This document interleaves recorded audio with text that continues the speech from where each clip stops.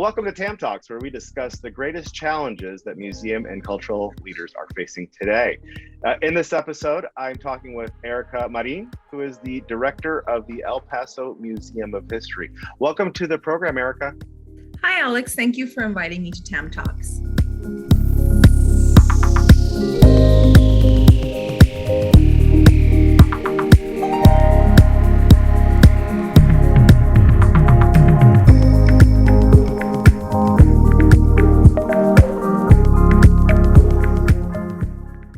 All right, Erica, can you let us know how you got into museum work? We know this is not usually a linear route, so tell us a little bit about your story. Okay, well, it's kind of a long, winding road, but I started as an art maker, and then I had a big mid-career change. I used to do marketing and PR, and I just decided that that was not for me. So I became an art maker, then went back to school for more art, mostly conservation. And I received my undergraduate degree in museum conservation and worked as an independent curator for several projects and also ran a gallery for a couple of years. At that point, I went back to get my graduate degree in history, and some opportunities came around at the end of that. So I started working as contract curator for Las Cruces Museums. And then that kind of brought me over here to El Paso as a contract curator. And yeah, I ended up staying here. I ended up getting hired full time, and that's my story.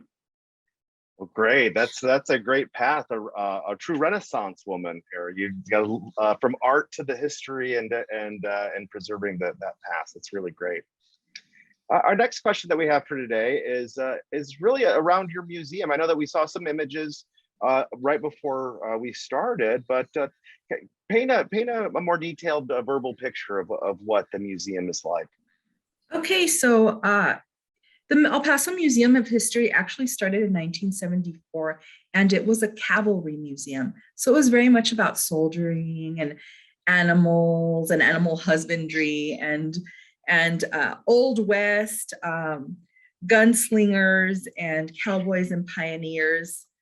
And that was pretty much the identity of this museum for a very long time.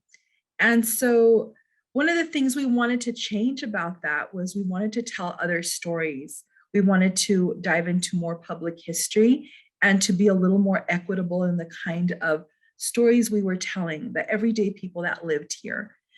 Before they used to frame the museum as 500 years of history. Well, there's more than that. There's so much more than that. So now we come at it as more than 1,000 years of history. So basically that is a little bit about how the Museum of History was. What it is becoming is more of a community space, a community-centered space, public history space, and co-curated space. That's excellent. Yeah, co-curation is one of the big things that we've been focused on. We had some really nice workshops around that in our annual meeting. So that's great. And that really shows your relevance to the community, bringing them in. Absolutely. The program, this program is faced kind of looks at challenges, and I know we all have different challenges. Getting through this pandemic, living with it, working with audiences. What kind of challenges are you working with there as a new leader at the museum? I think most museums at some point or another face some funding challenges here and there. In other words, you can't ever have too much money to run our programs, right? But that's like anyone else. Coming out of COVID is a little bit of a challenge in the sense that people still wonder if you're closed or not, even though we put it on all platforms that we're open. So we're building up our audience again. We're building up our attendance again. And thankfully, we've tripled it last September, but it has been an uphill battle getting people back into the museums, feeling safe. And so those are one of the ongoing challenges. Another thing is taking that turn, pivoting into histories that are much more relevant to most El Pasoans or most regional residents. Whereas we do talk about cowboys, and we do talk about pioneering and Butterfield Trail and railroads and all that, but it's not just about that. It's about so much more. Well, I saw something come through the newswire about some of the things that the museum is doing really well. Can you tell us a little bit about what you're doing well and what you're being recognized for? Okay, well, it's really exciting to share that we were selected as finalists for the IMLS medal. So as you may know, Alex, the IMLS is the National Medal for Museum and Library Services, and you have to be nominated for that. So Congresswoman Veronica Escobar nominated us for the medal. And from there, we had to fill out an exhaustive application, and we made the cut for the finalists. So we're one of 15 museums nationwide to be selected as finalists. And on top of that, we're making some beautiful headway with the Smithsonian Institution. We will be hosting our first youth ambassador program. Our first intern from the Smithsonian Latino Center here in El Paso this coming summer. And moving forward, we're also doing more work with the Smithsonian, because right now we're hosting one of their exhibitions, and we're working with the interns from both the University of Texas at El Paso and New Mexico State University. Fabulous. Well, I have to thank Veronica Escobar for nominating the El Paso Museum of History. Yes, absolutely.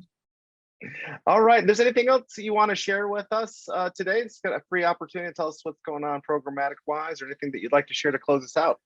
Okay, well, we have a whole lot going on right now. Mainly, and I think this is pretty broad, we're hosting Dolores Huerta Revolution in the Fields, which is a sites traveling exhibition. And tomorrow we open Black Survival Guide, or How to Survive a Police Riot, How to Live Through a Police Riot. And that's actually an art installation by Hank Willis Thomas, who is a really well-respected and world-recognized artist. And this is out of Delaware Art Museum. And this installation, it's actually an art installation, focuses on photographs taken in Wilmington, Delaware in 1968 during a National Guard occupation, along with the Black Survival Guide handbook and excerpts from that. Very powerful, very beautiful, very much historic. Well, how long will these exhibitions be up? So Dolores Huerta will be up until the end of June, and Black Survival Guide will be up until July 22nd. All right. Well, fantastic. Well, thank you for joining us on behalf of TAM today and sharing a little bit about yourself and your museum and some great programs that you have going on. We wish you luck on the IMLS medal. And for those of you who are watching, make sure if you're in El Paso before the end of June, check out these exhibitions. Sounds like some really great history meets art. So thank you for your time today, Erica. Thank you, Alex. All right. Goodbye, everyone.